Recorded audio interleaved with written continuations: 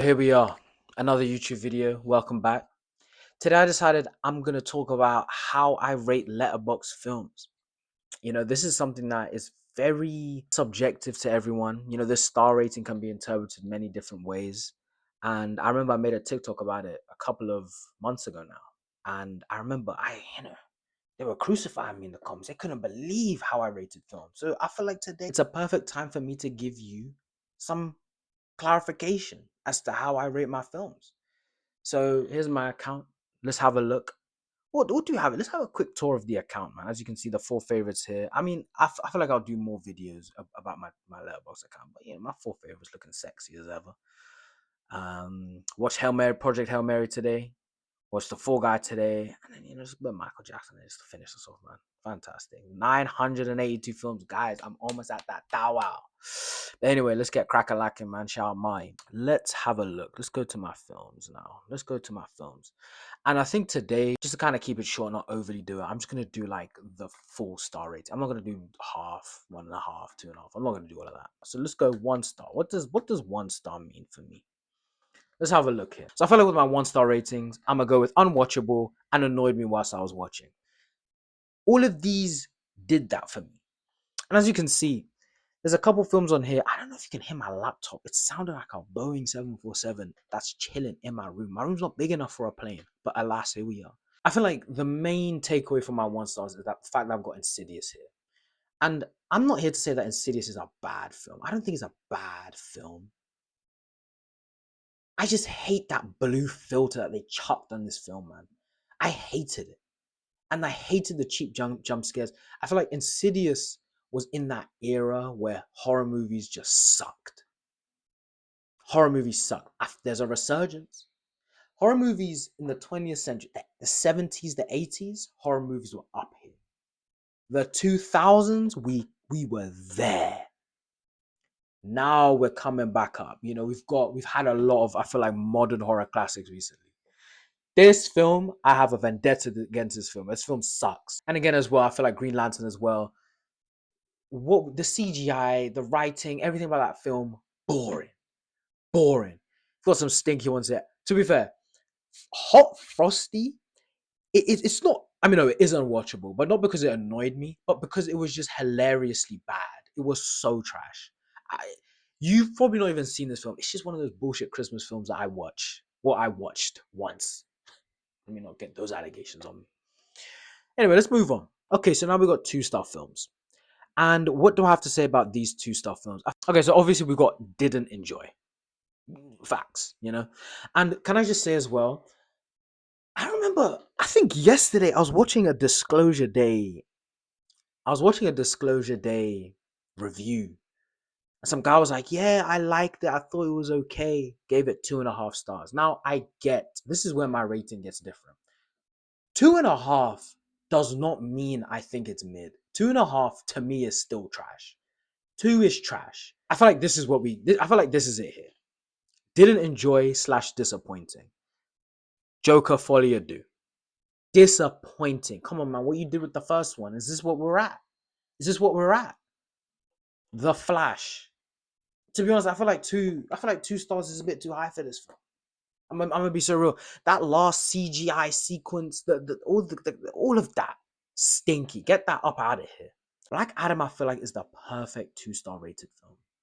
Just didn't enjoy it. Not that I was disappointed by it because I knew it was gonna be ass, but like, not offensively bad. Do you know what I mean? Not offensively bad, just stinky. Barbarian, I know you guys are seeing that. I know you guys are not liking that. Not gonna lie, I've seen a lot of people overly high on this film. I wrote in my review, from what I remember, that I don't like characters that are annoying or dumb, and that every character in this film possesses at least one of these traits. Most of them possess both of those traits. I just don't like stupidness. And I feel like Barbarian, why are we going down that tunnel? And I feel like a lot of good horror films can make me believe that I would do these things. Nothing about this film made me be like, yeah, let me go down that tunnel. Yeah, let me do this. Yeah, let me do that. Just stupid. Star Wars: The Last Jedi. I feel like you guys are peeping that one. You're not liking that. I mean, real ball knowers know that film is a stinker. But yeah, that film I feel like was just disrespectful to everything that we got. to be honest. Moving on. Okay. Okay, so now we've got 3-star rated films. Just wait for this to load. I liked it, but mid. 3 stars is my mid. And when I think of mid, do you know what? Let's go just over mid. Like, for example, we got Twisters here.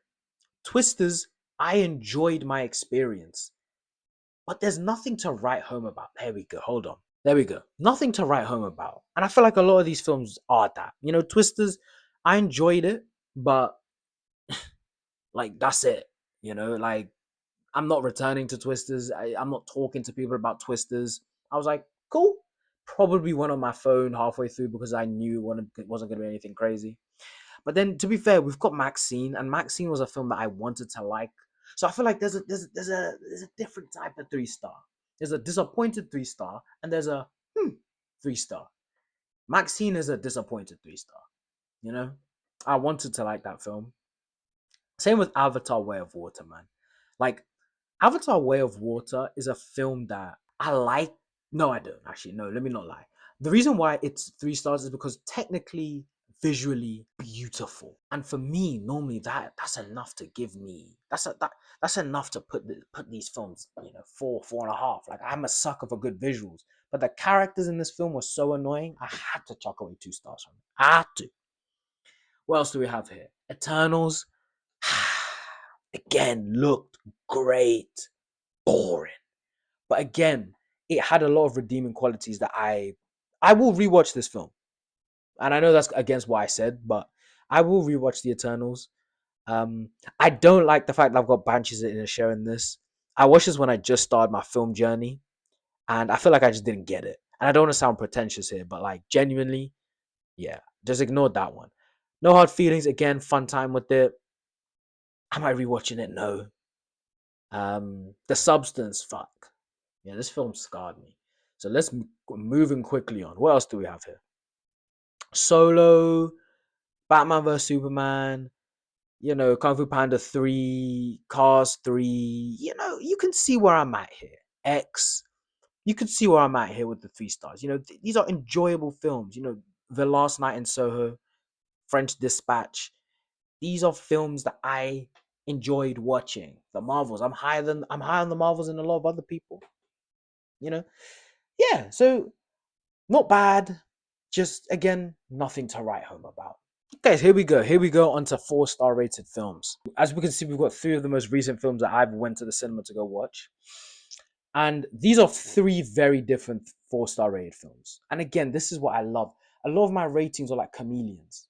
They are very environmentally, like they change depending on the environment. For example, Michael is Michael is not as good as Obsession.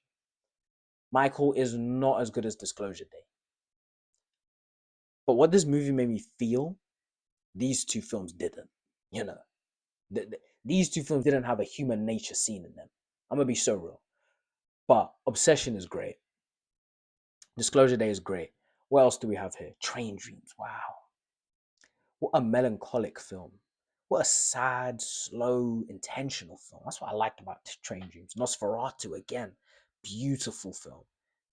That first Wicked film, cinema. I'm not gonna lie. I didn't even that second film. I'm not gonna go watch. I heard it stunk. Challenges again. Fun time with these films. But again, there's just something missing. Hitman as well. Fun film. Great film, in fact. Barbie, hilarious. But again, missing that. You guys know when you get that feeling that a film is 4.5, 5. These are great films. What you're looking at. Great films. Tar. Wow. Love that film. Nope. This is a recent 4-star for me. I rewatched, I think, yesterday. 4-star. Visually stunning. But I think each of these films just lack in one department. And again, it's not enough for me to be like, I don't like these films. Da, da, da, da. These are great films that I will rewatch. And a lot of these films will be bumped up eventually. But, we got a great selection here. We got a great Annihilation. That's a film I love. Quiet Place. The Favorite. Midsummer. Killing of a Sacred Deer. I really want to rewatch that, by the way. A Ghost Story. Wow, that's a film I love, man. Rogue One. Nice Guys. Civil War. Deadpool. First Reformed. Look at the.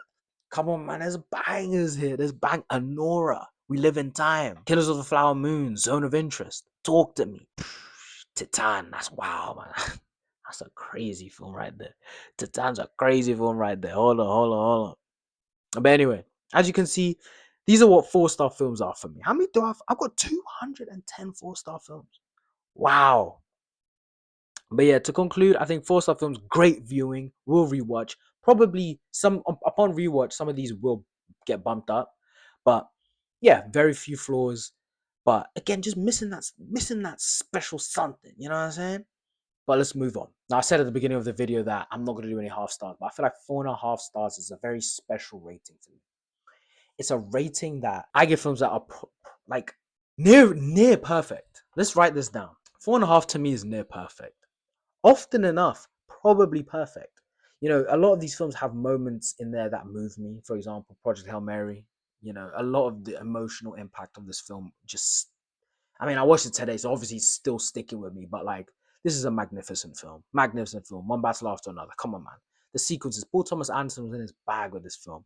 Wake Up Dead Man. I love this film. The themes that were tackled in this film, beautiful. Frankenstein. Wow, this film is so emotional. Jacob Elordi, you did your thing with this one. Sinners, one of the best films of last year. The music, the cinematography, Michael B. Jordan's acting performances. Come on, man. We got bangers here. Get Out, Blade Runner 2049, Hereditary, Django Unchained, The Hunt. Oof, if you've not seen The Hunt, guys. I know if you're subscribed, you've probably seen The Hunt for sure. But yeah, this film, wow. Yeah, this film's deep, man. Tangled. And at last I see the lights. Come on, man. That scene will forever move me. That scene will forever move me. Inland Empire, Casino Royale. In my opinion, one of the best action films of all time. Probably my favorite, if I'm being completely honest. Eyes Wide Shut. Magnolia is a film I need to rewatch because I've spoken about this film so much that I know upon rewatch it's gonna get bumped up. This is a magical film, one of my favorites of all time. Obviously it's in 4.5 stars, so it's borderline, but I've only seen it once, and it was 3 hours long. And again, this was quite early on into my film watching career, but this is a very special film. Same with Eyes Wide Shut. I've, I think I think Eyes Wide Shut was a 5-star at some point. But yeah, Titanic as well. I don't listen. I love Titanic. Perfect Blue, Lost Highway. You seen the bangers that were here. Suspiria, and I'm talking about the recent one. I'm a big fan of this film. No one can hate on this film. I will stick for this film. Perfect Days. Let me tell you something. This film is 4.9 out of 5. 4.9. This is not even 4.5. This is a 4.9 out of 5. Just, that was so, I'll get on. Okay. Do you know what? Moving on. Okay. Now, here we have the 5-star films. And these are films that when I watch them, there's a feeling I get. A lot of the times with these films, I finish them and I like I'm not an no, I'm an emotional guy, but it's not out of like sadness. Like I just get overwhelmed with greatness. And a lot of these films, when I finish them, I get goosebumps or my eyes start to water. For example, Blade Runner, the original. The first time I watched this film, I think I gave it like 3.5. That second rewatch, visually one of the most beautiful films of all time. Score wise, again, top 5 all time. The Piano Teacher. The ending of this film shook me. I couldn't stop thinking about it. Mulholland Drive. What are we talking about? This film is like no other. The Matrix. Took me 3 watches to see how great that film was. 3. I think first couple races again, 3.5 star. Throwing them out like that. That watch moved me. Good Will Hunting. Do you know what? I even remember where I watched Good Will Hunting. I was at my university campus. I think I remember there was a break between my first lecture in the morning and then the lecture in the afternoon. I went into a room and I watched this on my laptop. Moved me. Neon Genesis, the end of Evangelion. Guys, probably, alongside the Spider-Verse films, the most the most beautiful animated film I've ever seen. Malcolm X. What Denzel did with this film, unbelievable. Paris, Texas. This film is so slow, but every scene is so crucial. The dialogue wastes no time. Oh, love it. Everything about this film is intentional. Why is my nose red? The Exorcist. This is a film that I watched it and I gave it 5 stars because every horror film that I love, I can see why. This is the most influential film of all time, or at least one of them. Like, this goes into the category of like Star Wars and all of that. Like, this is such an influential film. The Wicker Man, recent watch for me, beautiful. Themes that were tackled in this film, visually, and just how grounded this film felt, just really stuck out to me. 2001: A Space Odyssey. Come on, man, what are we talking about? But yeah, man, these are my 5 star films. However, there's one more. Now, I made this list, as we can see, 2 months ago, and these are my 6 star rated films. Missing one here. Just bear with. All right, we're back. So these are films that to me just again, I don't even know how to describe what a 6 star. Yeah, perfect with a little bit more. This, like, these films, well, I'm gonna go with these four. Like, the Batman, I just think is my favorite movie of all time. So I'm gonna just kind of like, pretend Batman's not here for a second. These films just evoke pure emotion. I think about them constantly. Sentimental value. Again, I feel like I'm gonna do a singular video on these films, but I'm gonna save why I think these are 6 star films for a video. But just know, cried at this film, cried at this film, cried at this film, sobbed at this film, the greatest film of all time. So you kind of get the theme here. But yeah, here we are. At the end of the video, been recording for 23 minutes. Gonna chop this down a little bit. But as you can see, this is how I kind of rate my Letterboxd films. You saw examples, you heard me talk about it.